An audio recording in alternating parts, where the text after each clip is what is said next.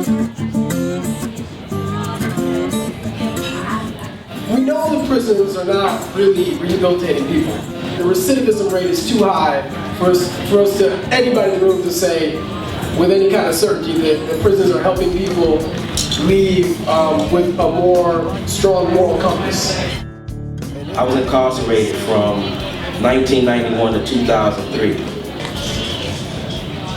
My focus was just trying to get out. Through the court system, through lawyers, family, anybody that could do anything to get me out of those cages. I just didn't want to be incarcerated. Two things off the surface. If you allow yourself to get in trouble, the prison system will always find room for you, no matter where you have to go. If they have to ship you from here to Alaska, they'll find bed space for you. And the second thing is, because the prison industrial complex affords jobs from everybody, from judges and lawyers to counselors and everything else, you're always welcome. You will always be welcome, no matter how sad some people look that you've returned again and again and again and again. You putting food on their table. I went through hell in prison. Stayed in trouble, didn't know how to change, didn't know what change means for a long time. For those who want to help people in these situations that came home and help the community become better, reach out and do it.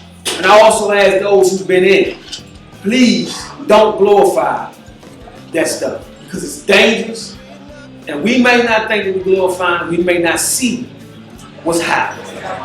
You know, like these rap tapes, these dudes glorifying a lot of this stuff or what's taking place, and a lot of these people are taking this stuff and going to the street. You got little kids that know the name of guns before they know how to spell their own name, and this is a problem. The title of my poem is called "The Day I Went to Jail." The day I went to jail was the day I stopped breathing. It seemed my breath was to fail and I would stop living. Time itself stopped and freeze. My life was put on hold. I wish I could have felt the last breeze before everything collapsed and put into a fold. The day I went to jail was the day I began to fear. In the wrong way, my life began to sail, and everything I knew began to disappear. In jail, I felt like a caged bird that wanted to get out and spread its wings. The only food I ate was God's word, which found its way into my things. Now I have nothing but God, and with Him, I know I will not fail. In His grace and mercy and love, I found His rod, and these were the days I was in jail. They say building more prisons to address crime is like building more graveyards to address a fatal disease. A black girl born in 2001 has a 1 in 17 chance of going to prison in her lifetime. A Latina girl, a 1 in 45 chance, and a white girl, a 1 in 111 chance of going to prison in her lifetime. 1 in 3 chance for a black boy born in 2001. A Latino boy has a 1 in 6 chance, and a white boy has a 1 in 17 chance. Poverty is the largest driving force behind the pipeline crisis, exacerbated by race. If I didn't start this story by saying my brother-in-law is kind and sweet and funny, and I just said my brother-in-law was holding his wife by the head and threatening the life of his child, you might have thought he was a different person. If he was black and in a different neighborhood, I think there would be a different result. And instead of taking him to a mental institution, he could be going to jail. And in jail, is he getting the help that he needs? No. Does it make it worse? Probably. And this is, I think, part of the problem that we're talking about.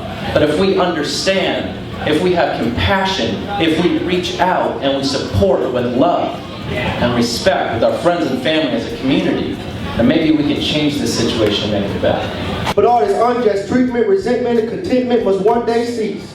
And if not in my lifetime, your lifetime, or our kids' lifetime, I pray that God come back with a sign for all mankind and just simply end these crazy times. It helps to let someone know. It saved my life. That's why I'm here mentioning it again tonight. I've been clean and sober for over a year now. And you're not insignificant or forgotten. You know, we still care about you, and we appreciate that you are investing your time in there, trying to redeem yourself. I was one of the elements in opposition. I've always been one of the elements of opposition. My crime of conviction is assault with intent to kill on the police. So I'm supposed to be the tough guy.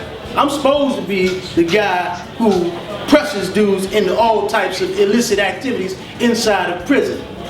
But when I left the community, I had young daughters.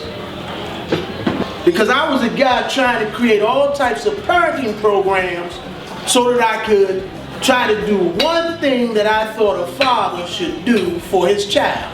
And that is provide some sense of safety and security. I'm in prison and I'm trying to create a sense of security. I know I can't make them secure, I can't keep them safe, but I can still do something. And this is the question that I began to ask myself while I was sitting in prison and I created family and friends of incarcerated people.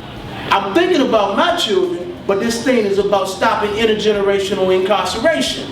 If I have no activity and no contact with my children, and my children adore me and want to grow up and be like me, then that's the attitude that they develop and they project.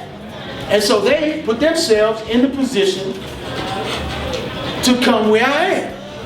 And so if they're going to come where I am, I want them to come for a good purpose. I went in there and I figured out a way to utilize my free time to better myself. Prison's supposed to be a place of rehabilitation. It's not going to be a place of rehabilitation unless you rehabilitate yourself. Well, what we have to do is we have to encourage and implore our loved ones to do everything they possibly can on their end to get themselves out of that rut. And then we have to be that rudder. We have to be that rudder that guides that ship. Sometimes people need that help. What you got?